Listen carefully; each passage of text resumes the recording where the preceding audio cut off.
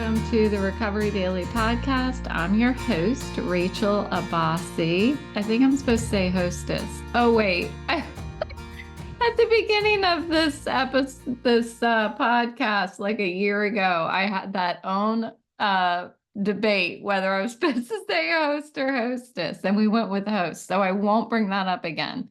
Okay.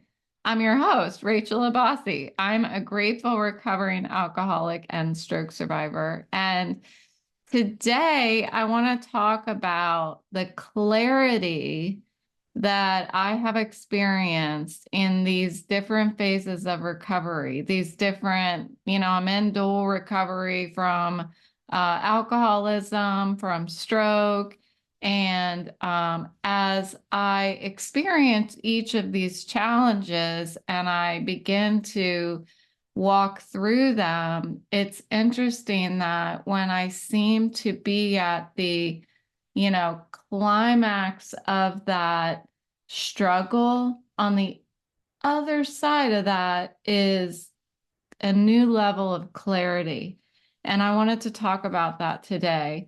But before I do, I hope everybody had a beautiful 4th of July, Independence Day, and you were able to look at some great fireworks. As you know, I can't look at fireworks, but there was somebody setting some off down the street in the middle of the street. So I did take a little glance over there.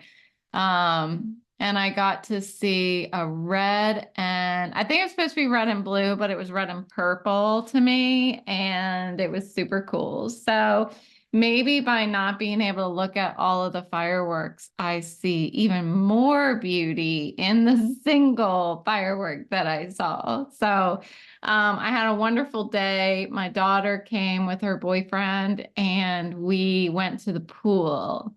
And I watched them play in the pool, which was super fun.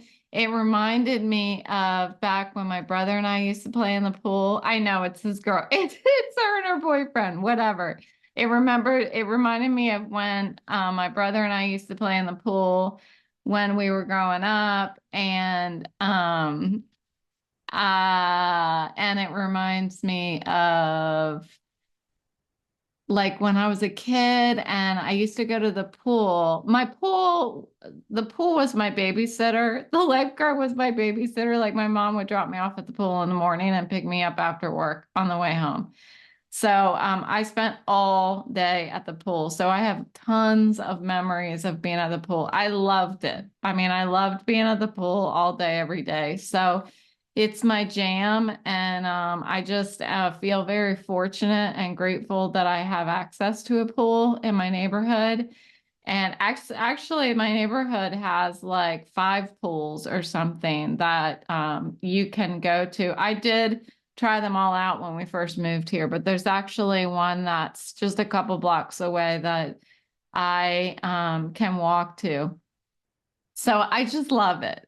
I don't know what it is about the pool. I love the smell of chlorine. I love all the kids playing, and I think I'm getting better at managing my symptoms. So sometimes I'll just kind of soften my gaze so that I'm not looking at anyone in particular, but I see, I'm taking it all in without particularly moving my eyes or anything. It's kind of a new thing that I've learned how to do when I go walking and that kind of thing. I'm just really staring off almost. So great 4th of July. We cooked out vegan stuff, which I'm not gonna lie, it's not as good as juicy hamburgers and rack of ribs and pulled pork and all that stuff, but it was good. I take what I can get. So it was tasty. Also wanted to mention that I have been saying hi to my strangers. And yesterday I said hi to a lady. Was it yesterday? I think it was the day before yesterday. I was walking over to the pool because I was practicing walking to the pool, and Autumn and I walked over there and we passed a lady who we took a road that we don't know, I haven't taken in like a year, over a year. So I walked on an old road I used to walk on, and I passed a lady who was getting in her car, and she reached in her car to get something, but right before she reached in, I said, "You have the most beautiful dress on." That's what I told her. And she was like, "Thank you." It was a red dress, and red's my favorite color. So that was my hi to a stranger yesterday. And then today I had like three highs to strangers when I was walking Autumn. So Autumn is a good excuse for me to pass people and say hello. And sometimes I get to talk to people and sometimes they just keep walking, which is cool. I don't always want to talk. I just have to say hi to a stranger. So, I mean, I get to say hi to a stranger. Okay. So today I want to talk about this concept of clarity in going through these various aspects of recovery. So sobriety, and now being in medical retirement, as we call it in our vestibular support group, and living what feels like, I wouldn't say a stress-free life. It's different stress. I don't have this daily dealing with people, which is very stressful. I know, going to work and dealing with all these different characters at work is very stressful.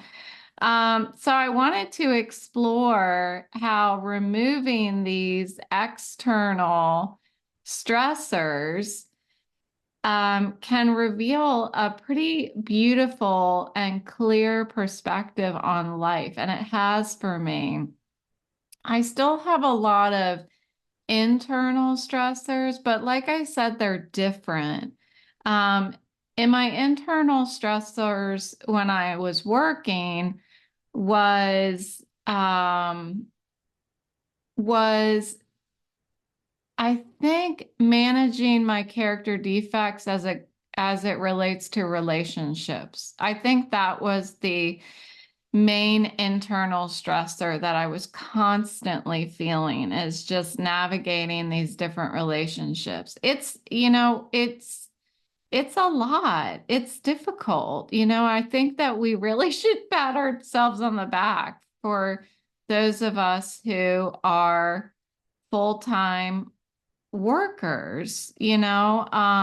That's not to say that the folks who get to stay home and be caregivers to children or sick people or whatever, that they don't have um, stress as well. And those relationships are difficult to navigate as well when you're constantly around them. So I just wanted to talk about how to make the most of this newfound clarity that I have as I've removed and reshaped these external and internal stressors in my life. So clarity when I got sober was one of the greatest gifts that I received. It wasn't right away because I was so wrapped up in me and my obsession and my fears and these scary things that I had to face once I got sober. Life. I had to face life. But when I started working through the steps and I started clearing out what I call my dark place, I started to be able to see the world around me a bit more clearly. When I was drinking, my mind was just clouded with, I think, self, and my thoughts were scattered. I was not able to prioritize things that mattered. I was prioritizing the wrong things. I felt lost. I felt like I don't feel like I had purpose back then, but it didn't bother me back then. When I left my job after entering into long-term disability, that shift to not feeling like I had purpose was really difficult for me. So being sober and feeling like I don't have purpose is feels like a mountain to climb. When I was drinking and didn't have purpose, I didn't give a shit. I didn't care what was going on as long as I got my drink. So sobriety gave me the ability to see things much clearer.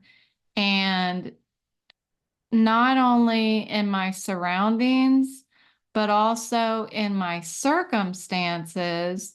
Um, and I could see my emotions a bit more clearly. I could identify what emotion I was feeling, give it a name. That's where that really came from, is this being able to distinguish between fear, anger, jealousy, sadness, the color wheel of emotions. Because I'm sober, um, I can distinguish between them. It's not easy, but I'm able to, when I pause and really think through my character defects as they apply to whatever situation I'm in, there's the clarity. And this clarity allows me to make more thoughtful decisions in my life and be more thoughtful in my relationships as well. So, clarity has been essential in my recovery. It is, I'm so much more self-aware that I'm able to see the things that trigger me. When I'm still challenged by it, absolutely.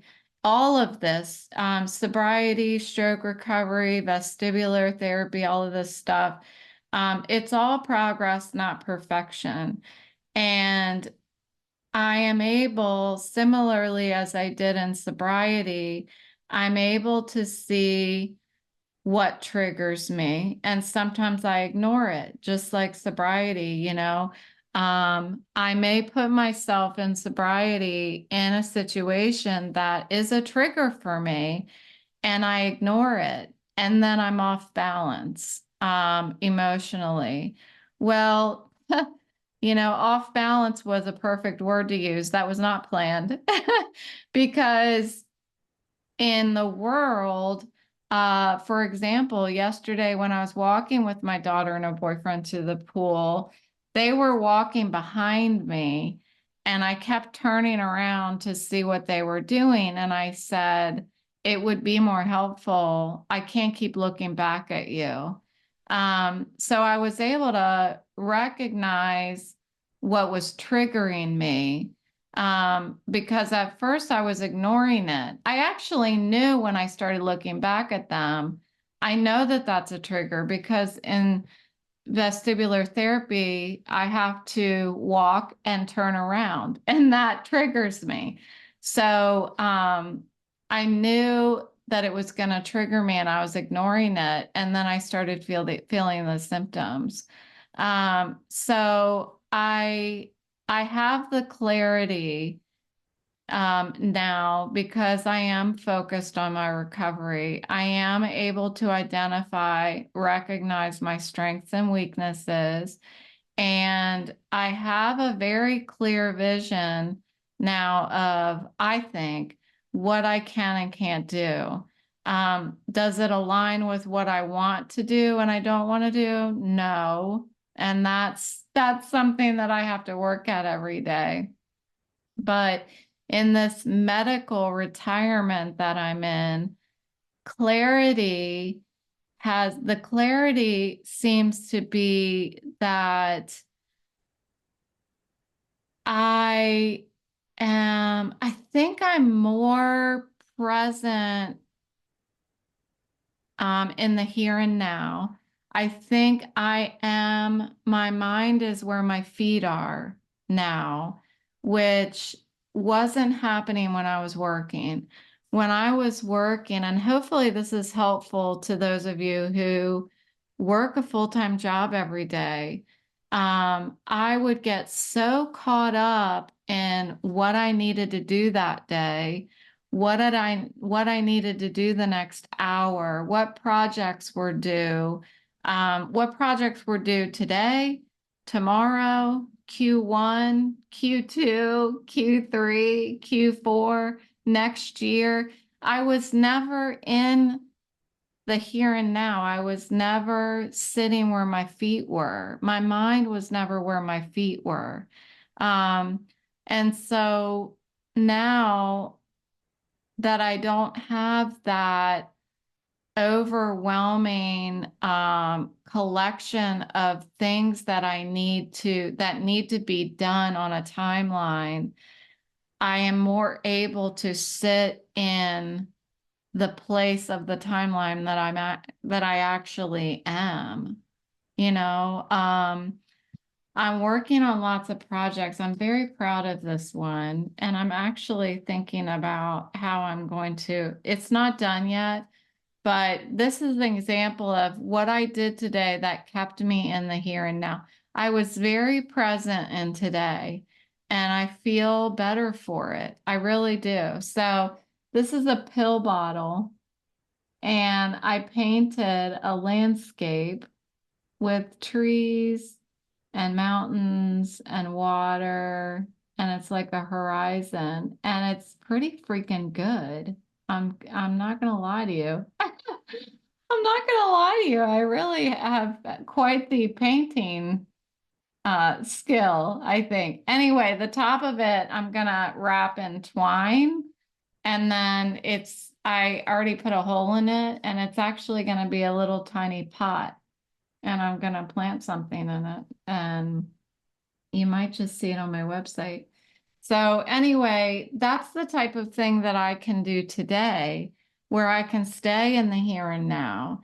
And this is a gift of my medical retirement. Um, it's not what I had planned.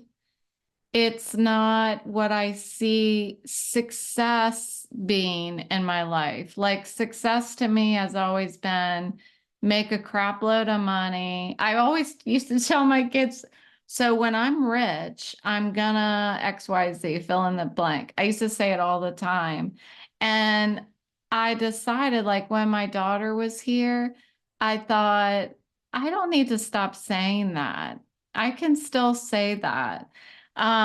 It's almost like I always told them, if you don't believe it can happen to you, if you don't try it, it's not going to, so I just always, you can do anything that you want to do. You just have to want to do it.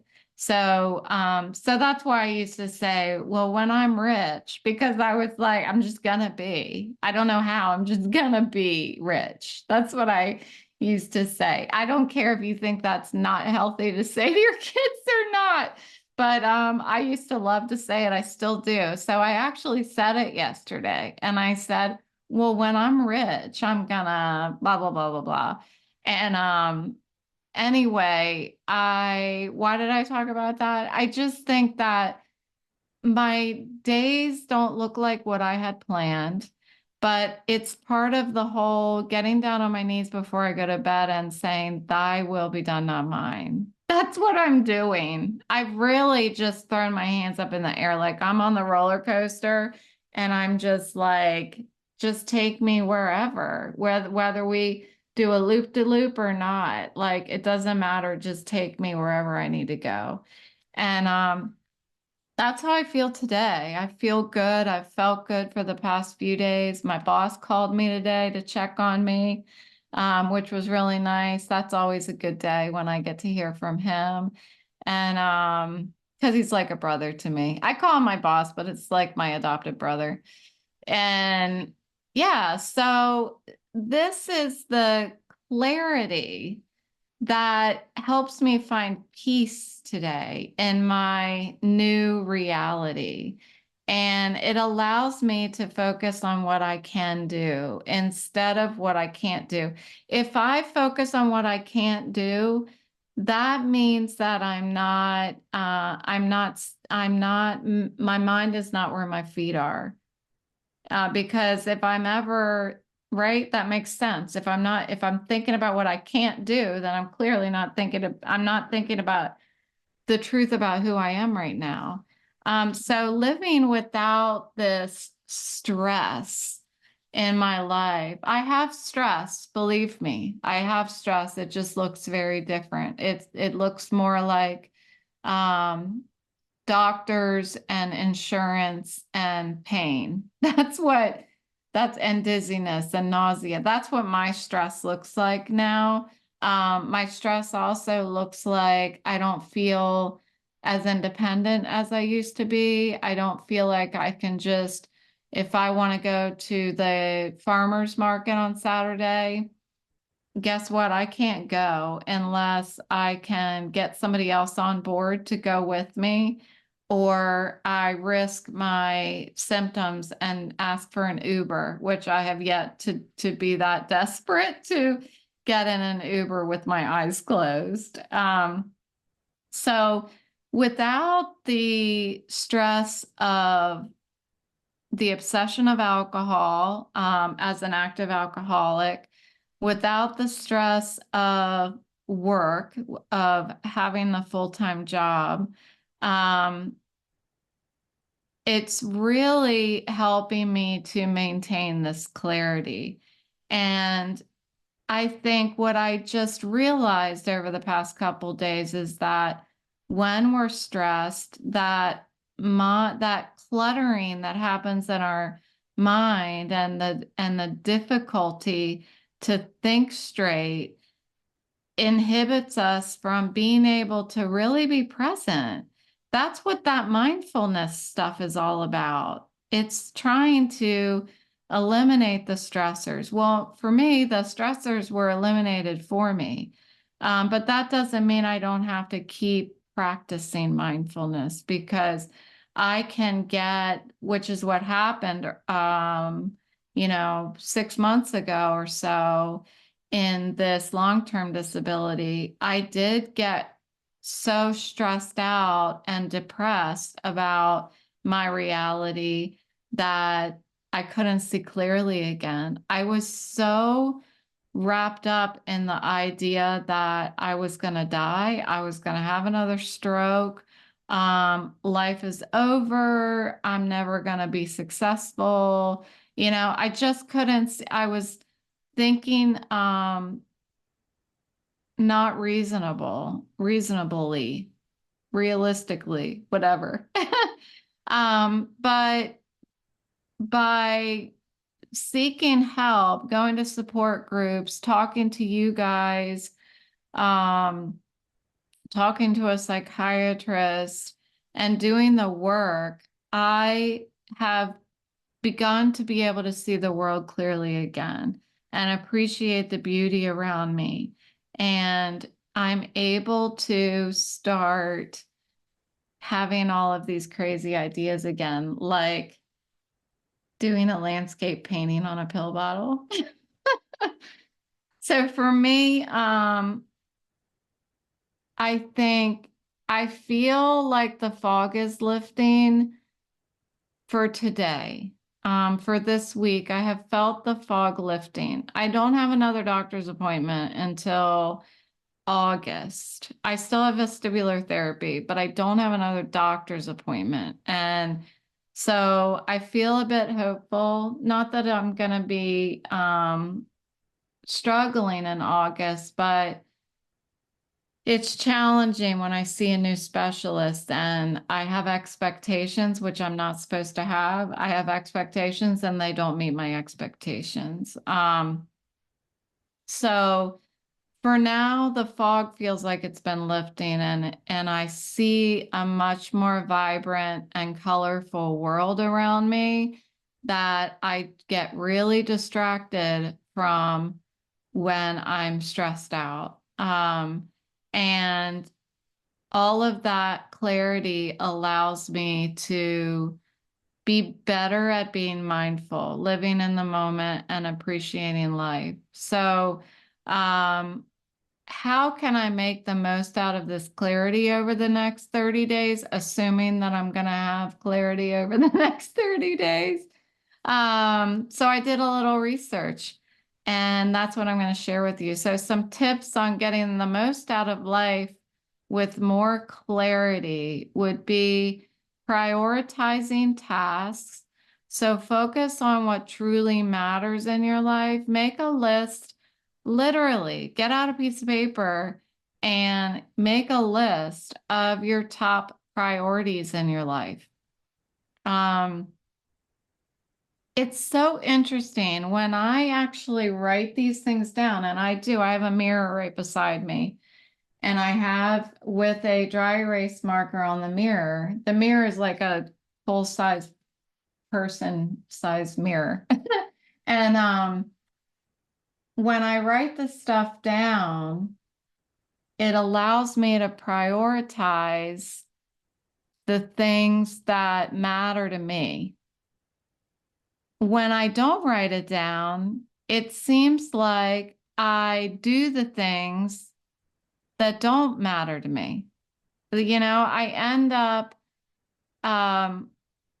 doing everything in the wrong order. I don't know why that is, but I talked to my psychiatrist about it. Like, I just have to write things down. Even when I know in my brain, like, you need to do this, you need to get this paperwork to your doctor so that they can send the information to your insurance company whenever they get new paperwork or whatever. Well, I know I need to do it. It's sitting right here next to me. The paperwork is right here next to me. But unless I write it on the mirror and actually stick it where I need it to be in my priority list, I'll skip right over it and I'll do the things that I want to do rather than the things that I have to do or whatever. So prioritizing tasks is a great way to get, I think, the most out of your day, get the most things done, and really maintaining the clarity, I think, is a really good benefit to that tip.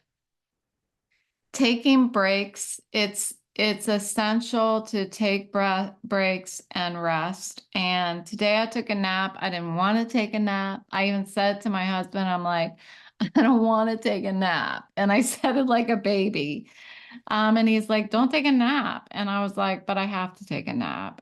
And I don't like taking a nap because I feel like I got hit by a truck when I wake up. It's just, that's what happens when I wake up. It feels like a hangover whenever I wake up, and it's just terrible. It's almost like I'd rather be tired than wake up with this terrible feeling in my head. It feels like I've told you this before at the beginning of all of this a year ago. I said that it feels like somebody poured concrete in my head, like inside my brain. That's what it feels like when I wake up. It feels like somebody poured concrete in my head. It's just terrible. So taking breaks is really important, even when I don't want to. Like, I have to, I have to turn off my wanter when it comes to breaks. Sometimes I want to. Sometimes, I'll set myself up to make it be something enjoyable. Like, I'll eat something that's going to make me tired. Usually I get tired when I eat a big amount of food. So, I'll like eat a meal and then, make it really chilly with the air conditioner and lots of blankets and my puppies and everything, and try to make it an enjoyable experience when I don't. I know it's difficult problem to have that I get to take a nap every day and I don't want to sometimes, but that's just my reality right now. So it's important to do it or it's going to diminish my clarity, right? Um, I need those regular breaks in order to recharge. So, mindfulness, practicing mindfulness. We talk about mindfulness all the time. And I think I kind of had a little bit of an epiphany today, like I explained earlier, about that mindfulness was a gift. It's something that was created for me by having stressors removed. And it started with putting away the drink and not drinking. Like, once I was able to remove that obsession from out with alcohol, I started to have mindfulness. I started to be present. I didn't know it was called mindfulness, because I guess mindfulness wasn't a word that was being thrown around all the time when I first got sober. But now that's what they call it. But it's really just my ability to be present when before I was in an alternate universe. I really was. I don't know what the hell I thought was going on in this world. But practicing mindfulness with meditation, do that one deep breath. Like that's all you need, really. For me, all I need is one deep grounding breath. And it quiets my mind and it reduces my stress. If I have to do one deep breath every 5 minutes, fine. But that counts. It counts. Mindfulness does not mean you have to take a break from life, um, for 5 or 10 minutes. You can just take a breath, close your eyes, look up, turn towards the wind, that counts. It really does.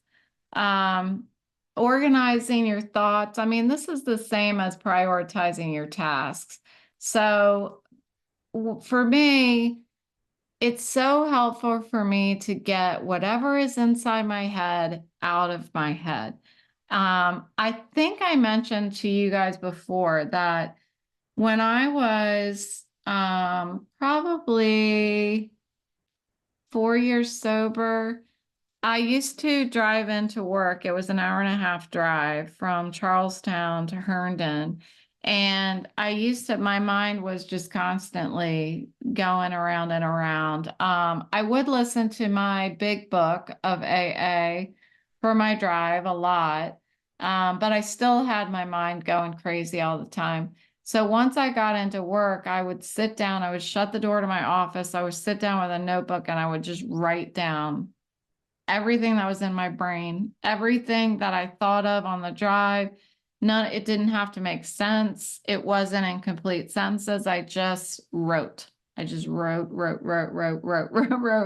everything that pissed me off, that made me happy, stressed me out.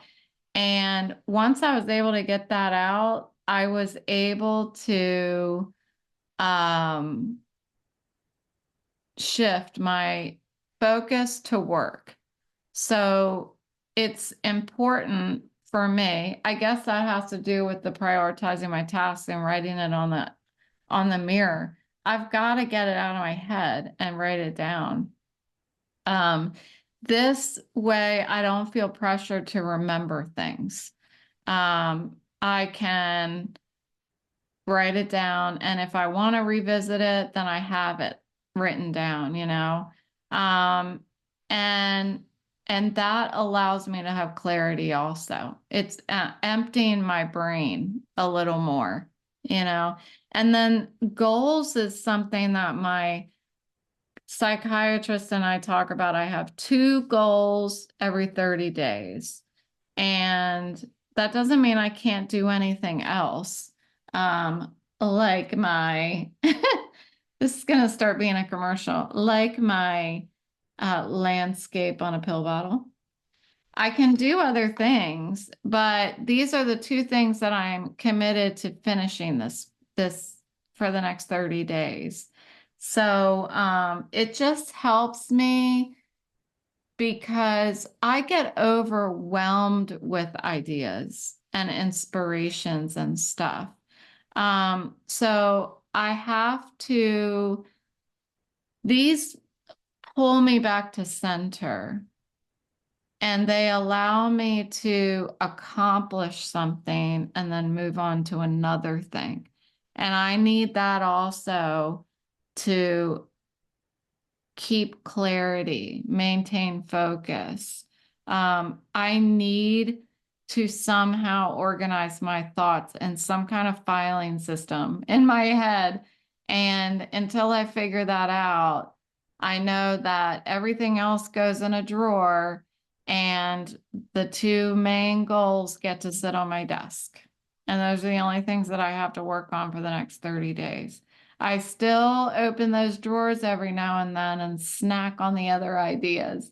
But for the most part, I try to shut those in a drawer and just make sure that I try to accomplish my two goals. So despite having more clarity, I do often feel like I don't have enough time in my day to do everything that I want to do. That's another reason why I don't like taking naps, because it takes me away from accomplishing all the ideas and inspirations that I have.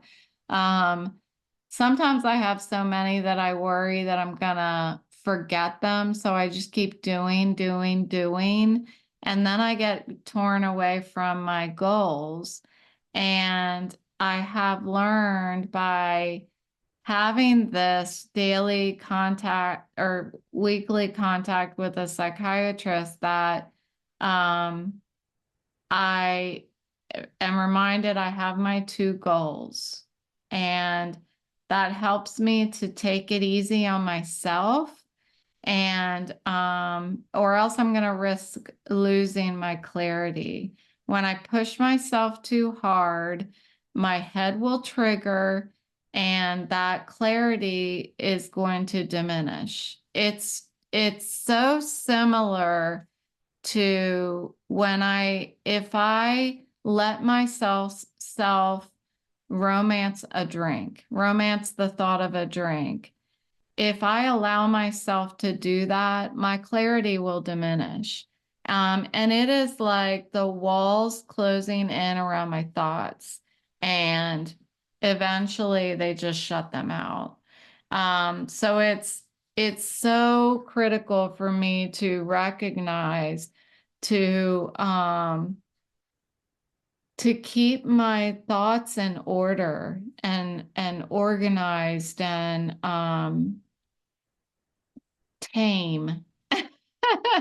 Tame. So I think maintaining clarity is a balance. It's a real big balance for me around resting, doing, but not doing too much. Because this, what I do recognize today is that this clarity that I have and that I received in sobriety and continue to be gifted even more of it in my stroke recovery is a gift. It really is. And again, I wouldn't see that if I wasn't doing all of this work in order to take care of my my mental state, my emotional well-being. And because of that, I'm able to see life in its and all of its colors.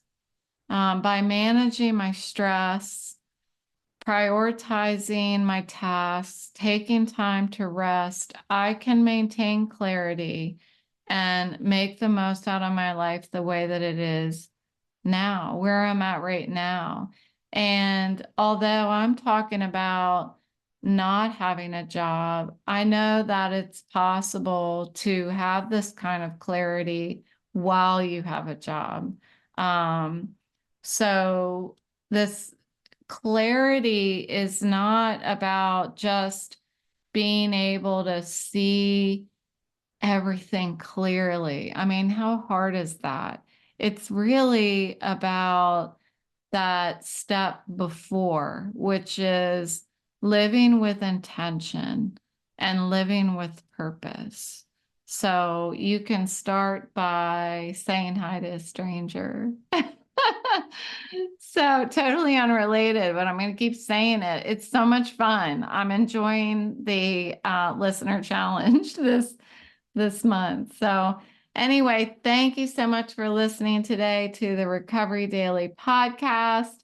I have some beans in the Instapot. I'm making a bean pesto spread because I'm going on a picnic tomorrow with two of my ex-coworkers, and I couldn't be more excited. So I'm going to go finish up my dip, my pesto bean dip, and I will talk to you tomorrow.